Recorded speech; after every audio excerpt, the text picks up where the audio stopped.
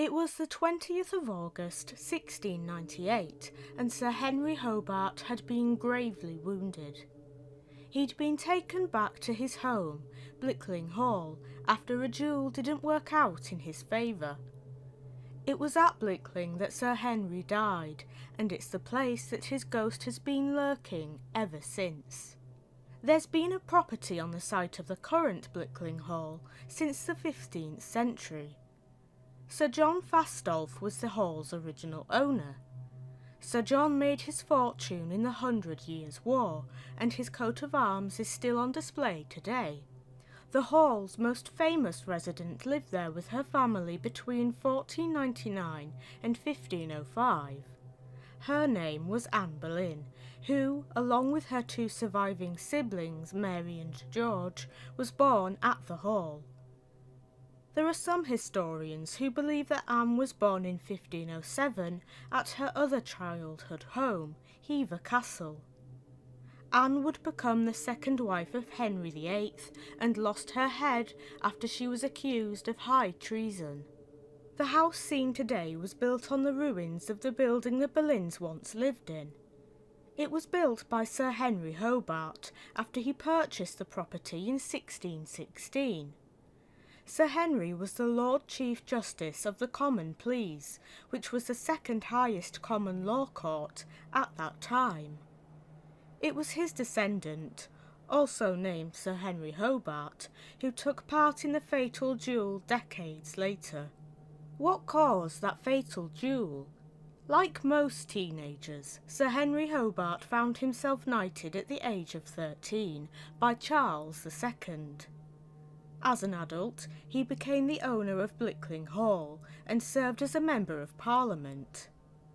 However, in 1689, Sir Henry lost his seat at Parliament and he held his friend, Oliver Leneve, a lawyer, responsible.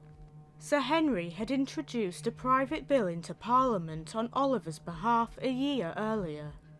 Upon losing his seat at Parliament, Sir Henry blamed Oliver, believing that his former friend had spread rumours about him. You could say that Sir Henry couldn't let go of a grudge, as he never forgot what he felt was Oliver's betrayal of him, and finally challenged Oliver to a duel nearly 10 years later. Oliver accepted the challenge. It took place at Corston, halfway between Blickling Hall and Oliver's home, Great Witchingham Hall. Normally in a duel, seconds were used by each party, whose job it was to make sure the duel was carried out under honourable conditions, with weapons deemed to be equal. Seconds were also responsible for deciding how long the duel would last, and what conditions would end it. However, Sir Henry and Oliver chose not to use seconds. Although Oliver was left-handed, Sir Henry was confident the duel would work out in his favour, as he was a fine swordsman. Sir Henry wounded Oliver in the arm, but his sword got caught up in his opponent's coat. Oliver seized his opportunity and stabbed Sir Henry in the stomach. The details of the duel came from a servant girl who watched the duel through the branches of some bushes she had hidden in. The duel was the last one fought in the county of Norfolk, and it was also to be Sir Henry's last. He was taken back to Blickling Hall, where he died the next day. As for Oliver, he fled to Holland after the duel was declared illegal. Oliver was found guilty of manslaughter, but was eventually pardoned. The last person to privately own Blickling Hall was Philip Carr, also known as Lord Lothian. He was an ambassador to the USA and played a vital role in securing America's support for the British war effort in World War II, mainly the Lend-Lease programme. Kathleen Graver worked at the hall from 1936 to 1939. She started working as a scullery maid and was promoted to kitchen maid. She slept in a room in the attic and had half a day each week to do with as she pleased. Her workday was long, starting at 5 AM and ending at 10 PM. During her employment at Blickling, she only saw Lord Lothian 3 times. Lord Lothian died on the 12th of December 1940, but the future of the hall was secure. At that time, many country estates were in danger of being broken up and sold off. Lord Lothian was involved in the country houses scheme, which aimed to stop this from happening. As per his wishes, the estate was given to the National Trust, who would preserve the house for future generations. The house was requisitioned in World War II and served as the officers' mess of nearby RAF Alton. RAF servicemen and women were billeted within Blickling's grounds in Nissen huts. The lake on the estate was used to practice dinghy drills.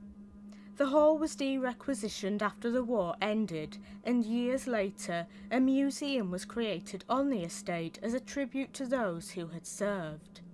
Blickling opened to the public in 1962. Visitors can explore the hall and roam the grounds. The estate covers 4,777 acres, and the garden alone has 55 acres. Within the garden itself can be found woodlands, a kitchen garden, informal and formal gardens, and an 18th century yew hedge. The house is home to a historically significant collection of books, including the Blickling Homilies. A homily is a commentary that follows a reading of scripture, and the Blickling Homilies are one of the earliest examples of English vernacular homiletic writings in existence. The oldest book in the library is manuscript that dates back to the 1100s and contains the dialogues of Pope Gregory the Great. As each day ends and the sun begins to set, Blickling Hall's spirits come to life. The original owner of the hall, Sir John Falstaff, has been seen all around the house. Sir Henry Hobart, who lost his life in the duel, likes to stick to the room he died in, the southwest turret bedroom. A dog owned by a National Trust warden would refuse to enter that room. Instead, the dog would stand near the door and growl. Sir Henry's cries of agony are often heard. A woman wearing a long grey dress has been seen floating through the hall. Her identity remains a mystery, but her clothes seem to indicate that she is from a period after Anne Boleyn's time on this earth. In 1979, an employee walked into the long gallery and saw the woman sitting at a table with an open book before her. The Grey Lady vanished as the employee approached her. The book the Grey Lady had been reading contained photos of the artist Holbein's paintings and was open at a portrait thought to be of Anne Boleyn. Around World War II, a butler encountered the Grey Lady by the lake. He asked if she was looking for someone, to which the woman replied, "That for which I search has long since gone." The butler turned his attention towards the house for a brief moment, and when he looked back, the lady had vanished. Thomas Boleyn, father to Mary Ann and George Boleyn, died a few years after Anne and George were executed for high treason, incest and adultery. He'd stood by his children, but is paying the price for it on the other side. Every year on the anniversary of Anne's death, the 19th of May, Thomas has to cross 12 bridges in the area before sunrise. He carries his head under his arm and flames shoot from his mouth. One variation of the story says that as he goes about his task, he is followed by screaming demons. Thomas's task isn't about to end anytime soon. He has to do this every year for 1,000 years. George Boleyn also makes an appearance on the 19th of May.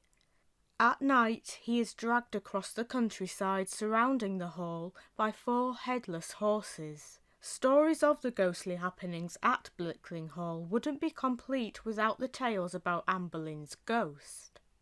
And yes, you guessed it, Anne also appears on the 19th of May.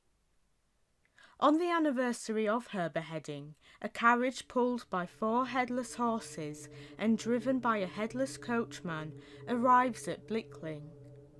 The coach travels up the driveway slowly, stopping when it reaches the entrance. Anne, dressed in white, gets out of the carriage, her head tucked under her arm. As Anne makes her way towards the hall, the coach vanishes and Anne is left to wander the hall until the sun rises. An administrator who lived at the hall in 1985 may have heard Anne as she walked the corridors on her death anniversary. He was lying in bed when he heard light footsteps approaching his bedroom door. He thought there was nothing to worry about, thinking it was his wife. Then he realised she was asleep next to him.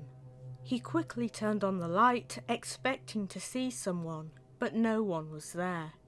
Blickling Hall is home to a portrait of Elizabeth I, daughter of Anne Boleyn. The portrait had been sent off for cleaning one day, and as it was being taken back to Blickling, the vehicle transporting it broke down at 11:15 p.m. The portrait eventually made it back to the hall, and the 2 men delivering the painting carried it into the dining room, while 2 employees waited in the hallway.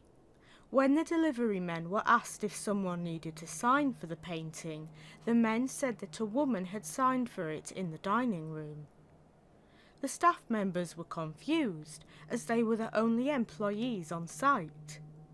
The delivery form was checked for a signature, but the paper was blank. The date certainly stood out to the staff members. It was the 19th of May. Had Anne Boleyn signed for the portrait of her daughter?